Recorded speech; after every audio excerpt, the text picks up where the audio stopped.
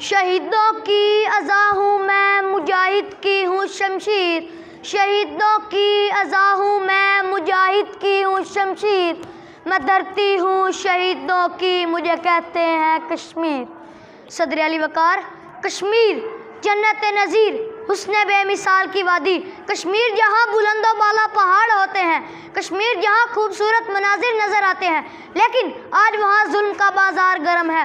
وہاں مہکتے پھولوں کی خوشبو نہیں بلکہ بارود کا دھواں دکھائی دیتا ہے۔ آج وہاں ہر گھر سے لاشیں اٹھائی جا رہی ہیں، آج وہاں موت زندگی پر غالب آ چکی ہے۔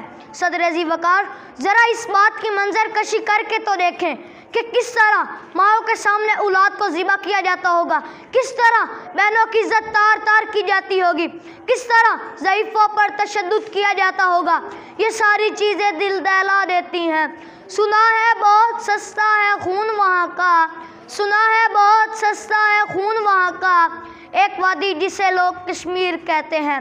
صدر علی وقار، 1947 کو جب آزادی کا سورج طلوع ہوا تو برطانوی سامراج کے نام نہاد حکمرانوں اور ہندوستان کی چالاکی کی وجہ سے کشمیر پھر بھارت کی گود میں جا گرا اور تب سے ان پر قیامت صغریٰ برپا ہے۔ صدر علی وقار، آج کشمیر سلگتا ہوا سوال بن کر تمام عالم اسلام کے ماتھے پر چمکتا ہے کہ سوچ کر میری روح کانپنے لگتی ہے، میری آنکھیں نم ہونے لگتی ہیں کہ کس طرح ہماری ماؤں بہنوں کی عزت ہمارے دشمنوں کے ہاتھ میں ہے۔ لیکن افسوس صد افسوس کہ آج کوئی عمر نہیں، کوئی خالد بن ولید نہیں، آج کوئی محمد بن قاسم نہیں جو کشمیر کو نمرود کی نسل سے آزاد کرا سکے۔ صدر علی وقار، دنیا میں ہر شعبے میں ترقی ہوئی ہے، کشمیر میں بھی ترقی ہوئی۔ جی ہاں، وہاں ظلم کا نت نئے طریقے ایجاد کیے گئے۔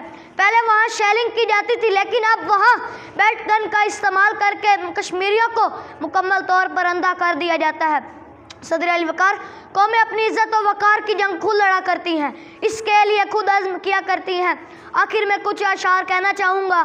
شعلہ ہوں بھڑکنے کی گزارش نہیں کرتا، شعلہ ہوں بھڑکنے کی گزارش نہیں کرتا، سچ منہ سے نکل جاتا ہے کوشش نہیں کرتا، گرتی ہوئی دیوار کا ہمدرد ہوں لیکن، گرتی ہوئی دیوار کا ہمدرد ہوں لیکن، چڑھتے ہوئے سورج کی پرستش نہیں کرتا، دریا میں اتر کر لہروں سے لڑا کرتا ہوں، دریا میں اتر کر لہروں سے لڑا کرتا ہوں، یوں ساحل پہ کھڑے ہو کر سازش نہیں کرتا۔ شکریہ۔